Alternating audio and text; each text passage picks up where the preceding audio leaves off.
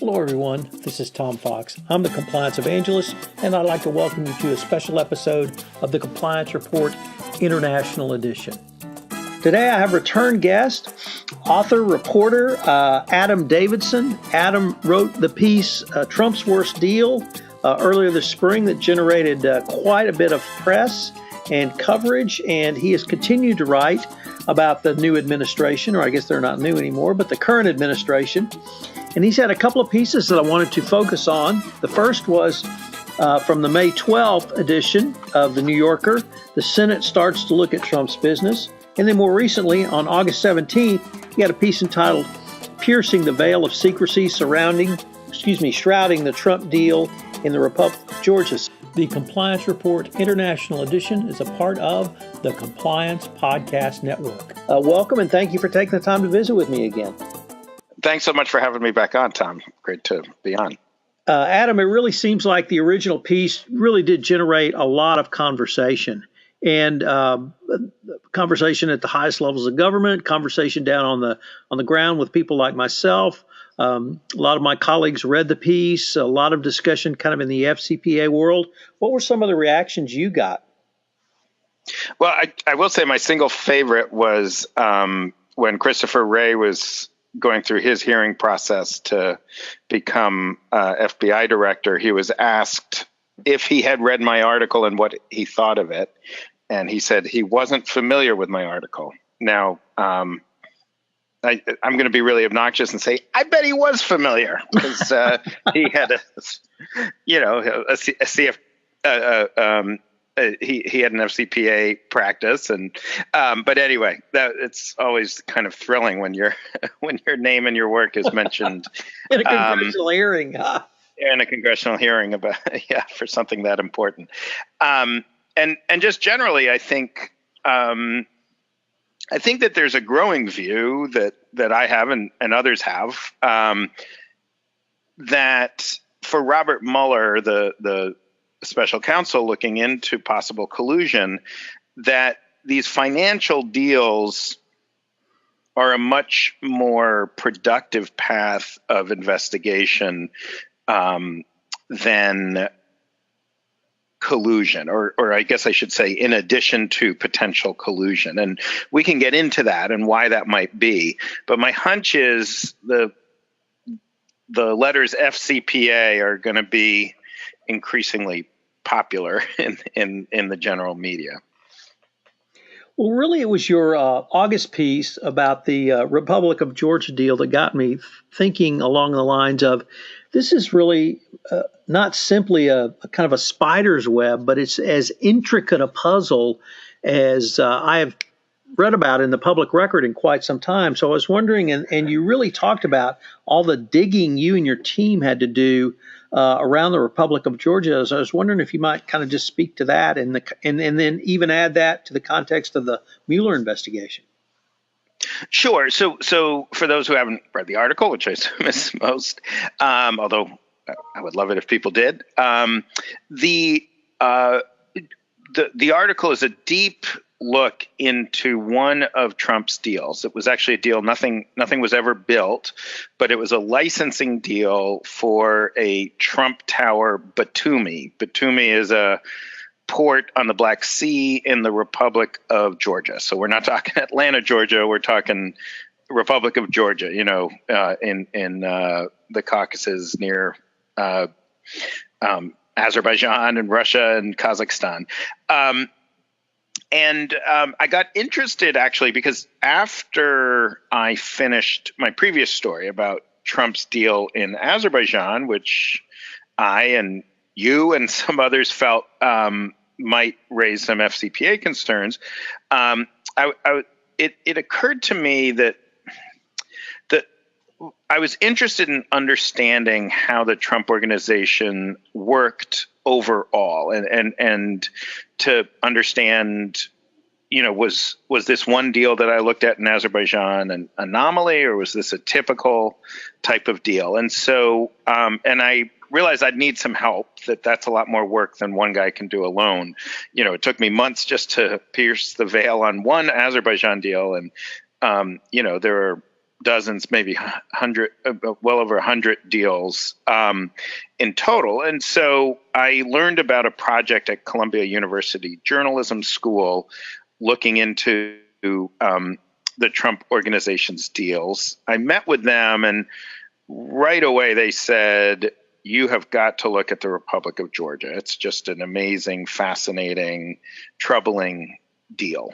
And so that is exactly what I did. And with the enormous help, it's these two, they were graduate students when I met them. They've now finished their graduate program and are fellows at Columbia University, Manuela Andrioni and Inti Pacheco.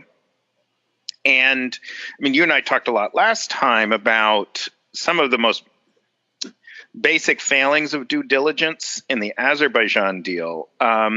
This one was really remarkable at how minimal the due diligence was. I would be surprised if too many of your listeners have clients who would be comfortable with a deal like this. The Trump organization signed a deal with some Georgian business people who were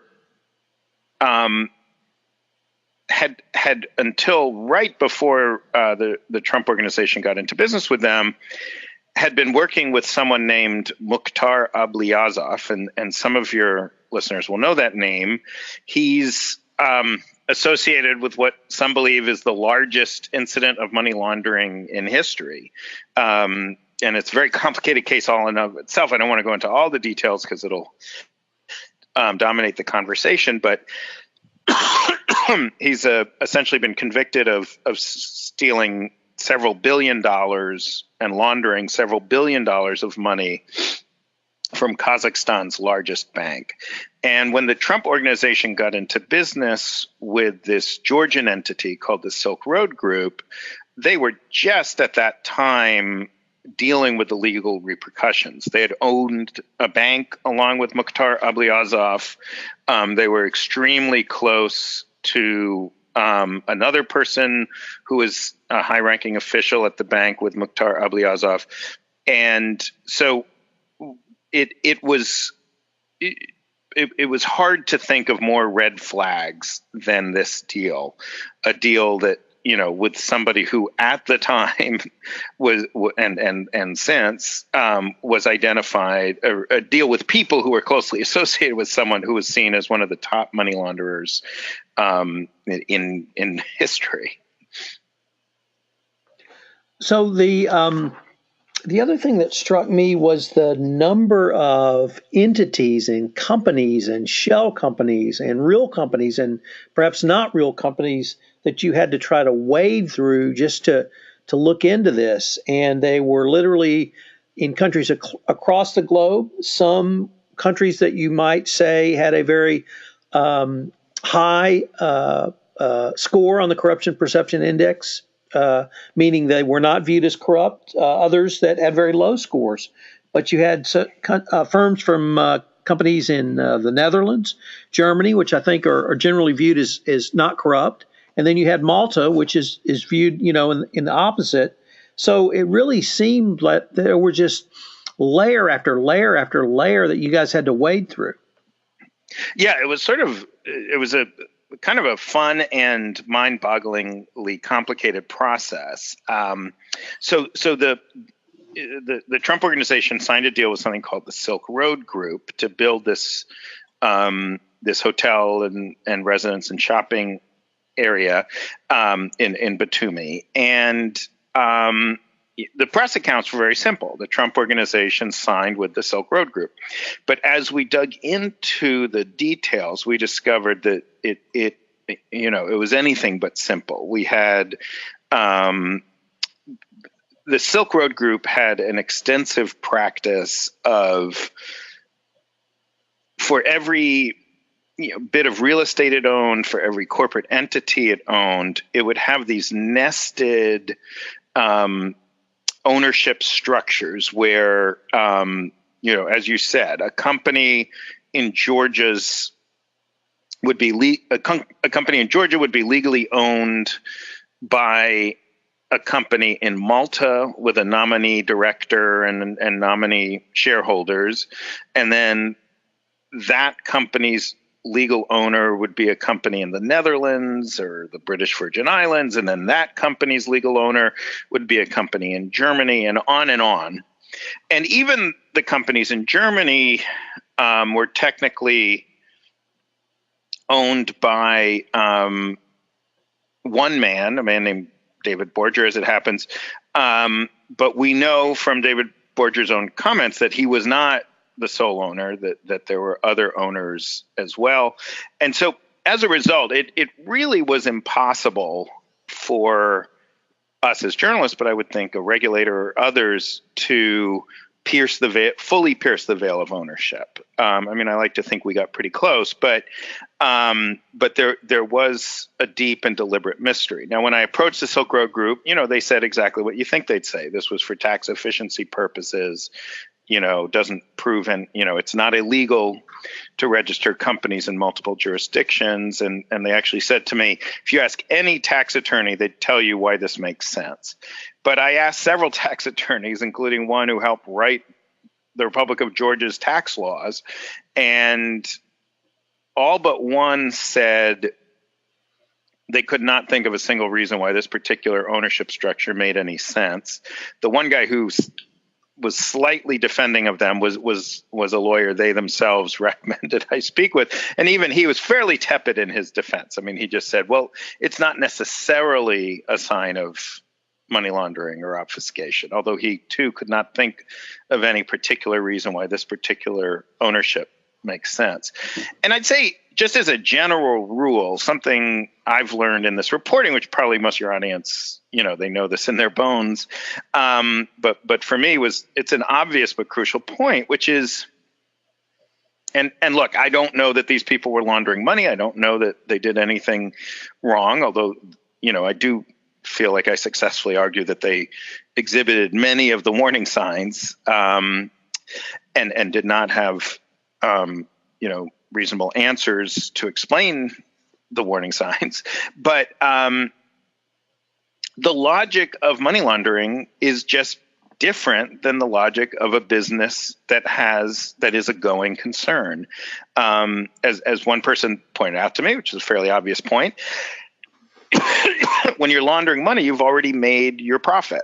And now you're just trying to get your profit in a condition where it's safe and you can use it in another jurisdiction or whatever. And so the things that really struck me were the things that just didn't seem to make business sense. There didn't seem to be any business reason. So having multiple layered companies in multiple jurisdictions. Look, we know that large companies like Apple or others might have a layered ownership in 2 or 3 jurisdictions for tax purposes. These are multi-billion-dollar companies where maybe it's a hassle, maybe it costs more money, but they're saving themselves billions and billions of dollars. But for a relatively small company, a few $100 million in revenue is not nothing, but to have 4 or 5 nestled companies, I mean, that's, first of all, an enormous burden. I mean, that it just, just keeping track of all of that. It also, I think, has the potential of a lot of legal exposure because you could be sued in multiple jurisdictions, and it just seems to add a layer of complexity that no one was able to explain to me why any small business person would want to do that. Similarly, with the real estate project itself, this Trump Tower in Batumi. Batumi under the Soviet period was a sort of working class resort city, and then after the Soviet period, it fell in real hard times. It became a place where refugees from the nearby Abkhazian War went. And it has done a really remarkable job of turning itself back into a sort of working class, middle class tourist resort, sort of maybe an Atlantic City in an American context. But the Trump project was talking about building true luxury properties that would cost millions of dollars, and and everything I learned about that town, it would have, this one building would have represented basically doubling residential construction in the town. It would have represented something like 10 times the price per square foot of the nearest competitor. It just, and if you think about the kind of multimillionaires, billionaires who might spend a huge fortune, they're not interested in going to a town that's filled with blue collar people. So it just on its face made so little sense. I mean, I talked to several real estate experts in the area who said to me, I would not even consider that deal for half a second. And so it just, so what is going on at the Trump organization? Is this simply really subpar due diligence? Well, clearly that's part of it. At the time, there was only a handful of people looking at international deals, and they were doing dozens and dozens of international deals. But it almost makes you wonder, was that part of the business model? Was, hey, we're the developers who will look away and will do business with you even when no one else will? No, that's a great question to end it with, because there's generally 5 steps in my FCPA world to managing third-party relationships, but it all starts with a business justification. Why are you doing business with this person? And if you can't articulate a good business justification, that's as big a red flag as any of the others that you articulated from the counterparties, that they may have been involved in nefarious activities, that you can't trace the true ownership, you can't trace the beneficial ownership, any of those kind of more traditional due diligence questions. But if you can't answer the basic, why are you doing business in this way, in this place, that's the first red flag to start with. So I was really intrigued by looking at it really from the business model, as opposed to some of the other ways you've looked at it, and some of the other ways you looked at the counterparties and third parties in your original article on Trump's worst deal. So that business justification, if there really is none in the traditional sense, I think it would point towards something being wrong. This is it is tricky when you're talking about the president. Tempers are very high, but I talked to many people who knew Mr. Trump long before he was a politician and worked closely with him. And they told me something that I think is just sort of intuitively obvious to most people who have observed him as president. He loves quick wins, and he's not going to spend a ton of time thinking about them. And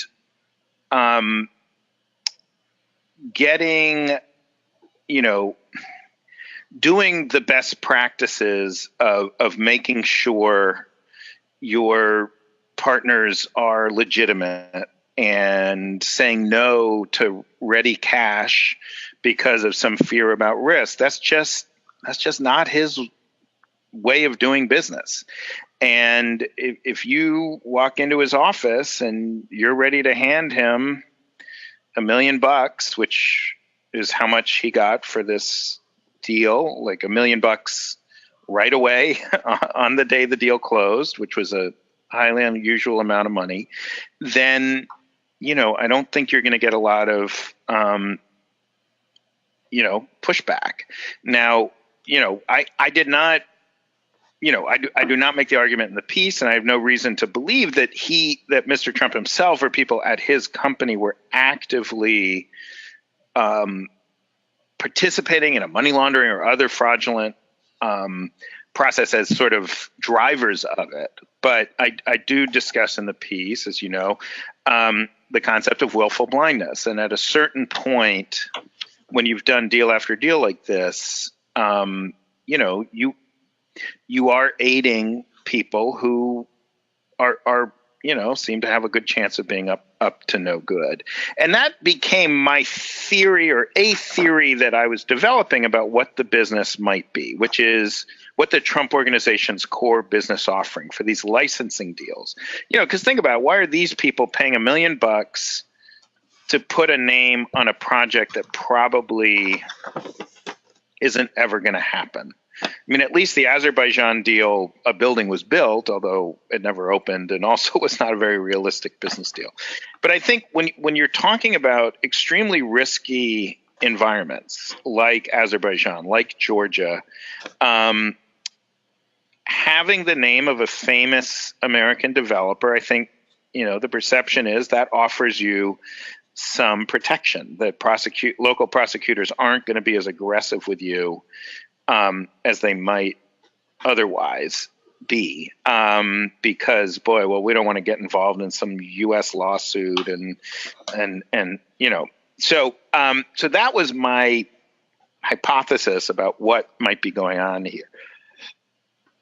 So I guess the other observation might be with the business model employed here, which is really licensing, and it's really licensing the name. And you couple that with a business strategy that says, if your cash is green, that's probably going to be good enough for me, that the licensing model would allow not a lot of involvement going forward. So it would even allow a business model where you're putting in an ultra luxury hotel in what might be more of a blue collar type resort. The licensing model, if there's no ongoing revenue, really doesn't look at that part of it. So I guess, that part sort of makes sense to me, although it doesn't clear up any of the other questions you raise. Right. Yeah. I think, in theory, he also had a profit sharing, he would share in the profits. So he did have an incentive to make it be more successful than not. But all the evidence suggests that this was really between like 2010 and 2015, this was really a volume business. They were trying to get as many of these deals as possible, get that upfront payment, and then, I guess maybe they figured, once in a while, one of these will work and we'll get some revenue, but that's not really where we're going to make the money. There was a lot of emphasis on that upfront revenue. Now, just if I could, Tom, mention just the other thing that to me was really crucial in this, and the reason I pursued this story is I think that there are a few reasons why Robert Mueller might be paying particularly close attention to the Trump, to these hotel deals, particularly the ones in the former Soviet Union. I think that there are a couple different reasons I just thought your audience might find interesting. Sure. So reason one, well, is fairly obvious. I mean, Trump spent a lot more time as a developer than as a presidential candidate, and or as president. But then reason two would be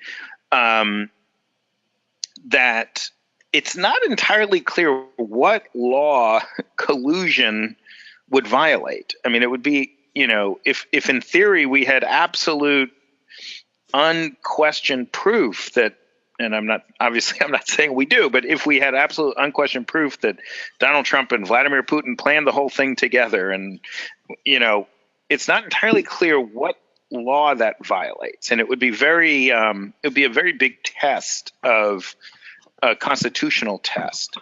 But these more plain vanilla crimes, FCPA violations, money laundering, etc., these are things prosecutors know how to do. They're crimes that the prosecutors could, start flipping lower level folks at the Trump organization, or various people who've worked with the Trump organization. And so I think it makes a lot of sense. I mean, the point that keeps striking me is that Robert Mueller has one Russian speaker on staff, as far as I know, and half a dozen or so experts in various financial crimes, including FCPA, and that strikes me as kind of an indication of where his emphasis is. But in addition, the former Soviet Union has a well-established practice of compiling information on basically every sizable business deal. And as it's been explained to me by the scholars who look at this, the idea is that basically almost everybody who becomes very rich in Russia, Kazakhstan, whatever, and I didn't really in this interview get into the Kazakhstan connection, but there is a good one in this Trump deal. Almost everybody who gets rich, these oligarchs, probably did something illegal. And that's fine. They get to go along, do whatever they want, as long as they're in favor with the leader, with Putin or Nazarbayev or whoever it is. But as soon as they step out of line, as soon as they want their own political power or whatever, suddenly they're arrested on financial crimes. We saw this with Khodorkovsky, for example. And what many folks told me is it is a guarantee that even if no one in a million years thought he might be president one day, a prominent deal in Russia that involved several Kazakhs and several Georgians with close Russian ties and involving a famous American developer, that of course the intelligence agencies of all those countries would have a complete dossier on that deal. They'd have tons of information. And what that tells us is that if anything untoward happened, and again, I think I found a lot of smoke, but I did not find, the definitive fire. But if something untoward happened, the Russians would have that information and the Kazakhs would have that information. And they would also have a well-established practice of using what they call compromising material to pressure others. And the Russia scholars, the former Soviet Union scholars I spoke with, said this is a deep, deep concern that they think is a real possibility, that whether it's the Azerbaijan deal or the Georgia deal or his Trump Tower Moscow deal or any number of other deals he's done, he always says, I haven't done any deals in Russia, but he's done a lot of deals with Russians. And near Russia, in the sphere of influence of Russia, that could be used to blackmail the president, to influence the president. And, again, not saying we know that happened, but it certainly is a deep cause of concern. So, Adam, I was wondering if you might be able to give us any hints of anything that you might be thinking about, writing about, or looking into that we might see in the fall of this year? Sure. I mean, it's, honestly, there's a part of me that almost would love to just do deal by deal by deal. I mean, it's really fun, to be honest with you. It's a bit of a detective novel experience going through and figuring this all out. But with each one, I really want to learn something new. I'm quite interested right now in his the ongoing international deals that the Trump organization has. I mean, you might recall that the president said that he would not initiate new international deals while he's president, but that there were several deals that were sort of in the works. Not completed buildings, but deals in the works. And these involve some pretty colorful characters, as you might expect. And these are active businesses with some people with real political power, with interests that, I don't know that many people would consider to be in line with the interests of the United States. And so that's sort of where I'm looking right now. I love tips if anyone has any, or suggestions of other areas of investigation. Well, Adam, unfortunately, we're near the end of our time, but as always, it's a fascinating conversation to visit with you. I have been visiting with Adam Davidson, a staff writer at The New Yorker. He came out with a great piece earlier this year entitled, I think, Trump's Worst Deal. He's continued to follow the money trail of the Trump empire, and we were talking about one of his latest pieces in The New Yorker entitled Piercing the Veil of Secrecy, Shrouding the Trump Deal in the Republic of Georgia. Adam, as always, thank you very much. Tom, thank you so much. I really like coming on. Hello, everyone. This is Tom Fox. Thank you again for listening to this special episode of the Compliance Report International Edition. If you have listened to this podcast on iTunes, I would greatly appreciate it if you would rate our podcast, as it would help get the word out about the only podcast focusing on the international aspect of compliance. Also, if you have any questions, please feel free to contact me at tfox@tfoxlaw.com. This is Tom Fox. Thank you for listening to this episode of the Compliance Report International Edition, and I hope you will join us again for another episode. The Compliance Report International Edition is a part of the Compliance Podcast Network.